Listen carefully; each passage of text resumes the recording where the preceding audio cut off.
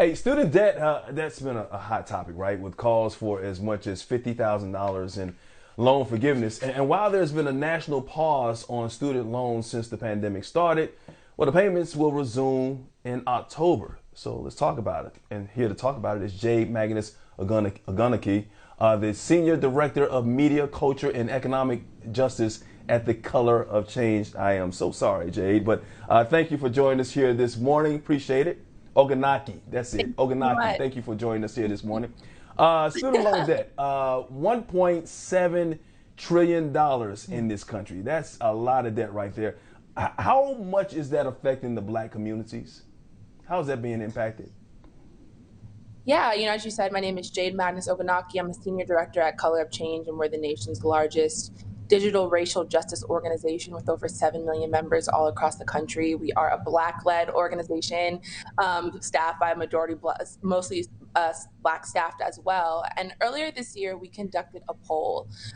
We've been hearing from our members that student loan debt was a major crisis, and that they were very concerned about the effect of student loan debt on not only their futures, but their children's futures. And so we conducted a poll, and really what we found, the results were astounding. What we found is that the crushing weight of student loan debt is desperately affecting the quality of life that Black people are able to have in this country. In our poll, we asked people, do you think student loan debt is worth the cost? Most of the people that we surveyed, Black people, said no. We also found some very sad and disturbing trends. We found that 73% of Black people that we surveyed would be able to save for retirement if they didn't have crushing student loan debt. We found that 53% would be able to own a home instead of renting if they didn't have student loan debt. And this is particularly an issue because Joe Biden did promise to forgive $10,000 student loan debt, and now it's no longer included in his budget. And so what we're seeing is that Black voters are concerned, Black people are concerned. Joe Biden made a promise to us that he would forgive a percentage of student loan debt, and that's not happening, and the administration is showing that it's not a priority for them. And Jade, we have this looming deadline that I think a lot of folks who have those loans are looking at, October 1st, when they'll have to start repaying if it's been on hold during the pandemic. They're looking ahead. Really, that October 1st deadline, we know it's coming very quickly, right around the corner. What advice do you have for folks who are looking at that deadline and wondering how they're going to be able to make ends meet, still pay the loans back, especially if they've had to deal with a job loss during the pandemic? Yeah, what we've seen is that the pandemic has pushed Americans, and Black Americans in particular, into an economic recession/depression. We know that when white America gets a cold, Black America gets the flu. And so Black people are disproportionately unemployed, disproportionately crushed by COVID death and injury. We're not even seeing the impacts of long-term disability due to COVID that, is sure to be a trend in the coming years. And so, it is our, advice, I would say our advice is we need to push the Biden administration to forgive these loans. We know that Black Americans are disproportionately impacted by student loan debt. We've been sold a bill of goods that education is the key to the future, the key to having a great job, the key to being able to secure your life.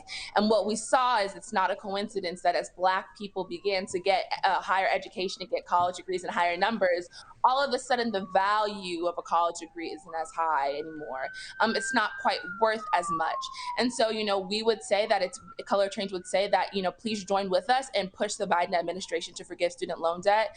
People have really been able to have an extra $200, $300, $400 in their pockets due to the student loan forbearance that's been going on. It's made an incredible world of difference. People have been able to put food on their tables, pay their bills, pay for childcare, and that can't stop. Because we know that the economic fallout of the coronavirus is still coming. And so Biden and Harris made a promise to us. They need to fulfill that promise. Please join with us at Color of Change so that we can push this administration to do exactly what they said that they would do. Chances of that happening this year or even in 2022, what do you think? Will the administration come a little bit closer to what you're talking about and help some folks out? Yeah, I mean, what I've seen in my, years as an organizer, political strategist, is that the people have the power, right? Ultimately, these stakeholders, these political leaders, they are afraid that we won't vote for them. They are concerned that we won't support them, and so it's incredibly important that we make our voices heard in this moment. And Twitter is a method. Tweet the Biden-Harris administration, let them know, send them a letter, pick up the phone and call the White House, sign Color of Change's student loan debt petition. You can see it on colorofchange.org. These are all the sort of methods that we need to push the Biden-Harris administration to let them know that we haven't forgotten. We have the power to organize and push the administration to get what we need. Black Americans are, but even before the coronavirus pandemic, the student loan debt crisis was crushing us. Black women have more student loan debt than anybody. And we shouldn't be punished for wanting to get an education. The truth is that the United States government has colluded with banks and colleges to make the price of education so high to keep us in debt. And so what Joe Biden and Kamala Harris can do to make this situation better is to do exactly what they said they would do and forgive student loan debt. Yeah, like you said, he didn't have it in his budget, and like you mentioned, the cost of college is going up. I read somewhere where freshmen entering college in 2021, by the time they graduate, $38,000 in student loan debt on average there. But Biden does have the power. He's actually looking to see if he does have the power, to see if he has the power to have an executive order. So that is encouraging. But I want to ask you not just about this student loan debt that we presently have, that we need to have forgiven. What about the future? Because there are kids who are coming in and that debt won't be forgiven. What can we do for those people? Because even if we take care of the situation right now, it does not stop the problem.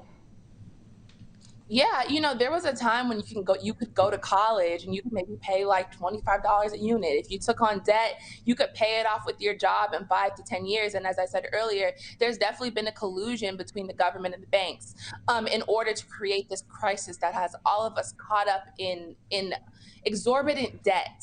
One of the things that we can push the Biden-Harris administration to do is to make community college free and public universities free as well. The United States is one of the only Western countries in which you are punished for pursuing a higher education if you don't come from a rich family. Rich people and wealthy people are not the only people who deserve to pursue a college education. We need to push this government to support higher education, make public college free for all of us. I think it's really important.